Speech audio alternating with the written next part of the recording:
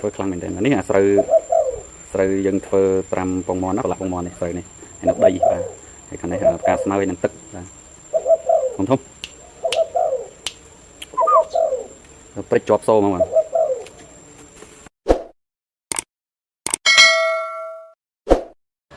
បាទជំរាបសួរបងប្អូនអរគ្នាថ្ងៃនេះយើងមកធ្វើស្រូវបាទនេះគឺជាស្រូវពងអន្លប់ហើយយើងស្ងោរវាស្ងោរហើយយើងនឹងប្រឡាក់ពងមាន់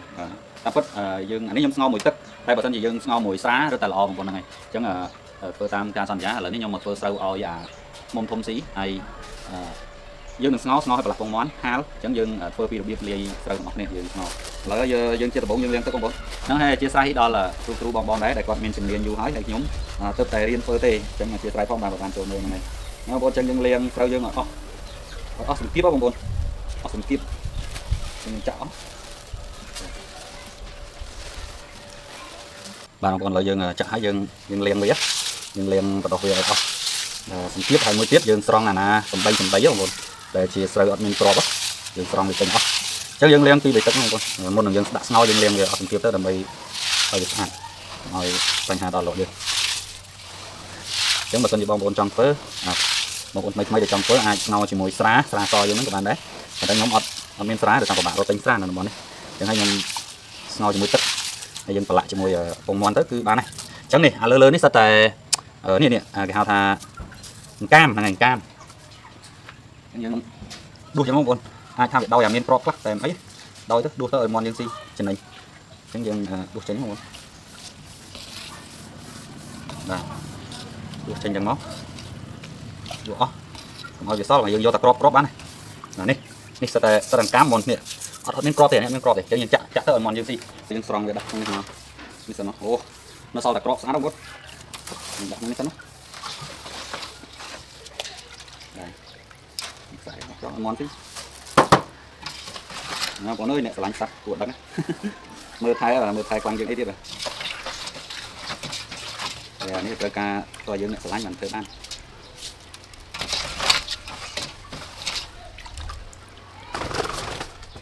វ៉ាហើយលោនេះពូជហើបងប្អូនចឹងហើយគឺវាហើមិនឈប់ទេបងណាមួយវាឃើញមេឃរកភ្លៀងនេះចង់លេខទឹកភ្លៀងតែមើលឥឡូវយើងលាងហើយបងប្អូនយកទៅដាក់នៅក្នុងឆ្នាំងស្ងោរទាំងអស់គ្នាតោះបងប្អូនអូខេបងប្អូនឥឡូវយើងមកកាន់យើងណាឆ្នាំងយើងឥឡូវយើងយកស្រូវយើងចាក់ចូលអស់គ្នា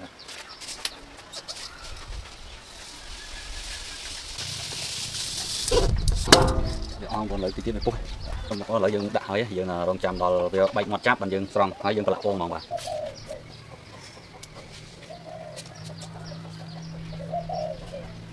ហ្នឹងហើយបងប្អូន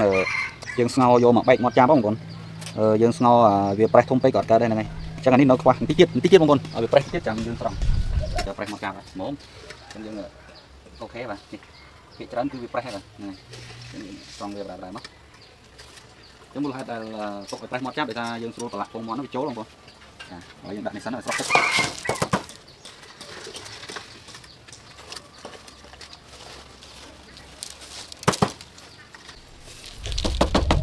ងប្អូនទុកវាឲ្យត្រជាក់សិនហើយបន្ទាប់ពីត្រជាក់ហើយយើងយកទៅប្រឡាក់ពងមាន់បាទនេះប្រេះល្អមែនទែនបាទអូខេហ្នឹងហើយឥឡូវចាំបានយើងងាយពងមាន់មកហើយបងប្អូនឥឡូវយើងបែកចឹងណាដាក់វាឲ្យបែកចឹងមកយើងដើម្បីស្រួលប្រឡាក់ជាមួយពងមាន់ឲ្យចូលបងប្អូនចឹងទុកវាឲ្យត្រជាក់សិនបងប្អូននេះក៏ពីលំអើយដល់ថាកើតឥឡូវយើងវែកវាចេះនេះជារបៀបធ្វើស្រូវឲ្យលោកស៊ីបងប្អូនបាទហ្នឹងហើយបងប្អូនដោយសារតែបញ្ចូលសលេងគឺពេលហ្នឹងអត់បានថតតទេបងប្អូនដោយសារតែមេឃវាភ្លៀងហើយហ្នឹងហើយបងប្អូនការងារបន្ទាប់គឺយើងត្រូវដាក់ពងមាន់ចូល3គ្រាប់ទៅហើយយើងនឹងប្រឡាក់ហើយច្បល់វាហើយយើងយកវាទៅហាលឲ្យស្ងួតហើយយើងចាប់ដើមច្រកទុកក្នុងកំប៉ុងណាមួយដែលមានប្រហោងកុំឲ្យវាហប់ចឹងណាហ្នឹងបងប្អូនវីដេអូហ្នឹងគឺមានតែប៉ុណ្្នឹងឯងហើយសូមជម្រាបលាជួបគ្នានៅវីដេអូក្រោយទៀតសូមកុំភ្លេចជួយចុច like និង subscribe ដើម្បីទទួលបានវីដេអូថ្មីៗបាយបាយបងប្អូនគ្នាបាយបាយ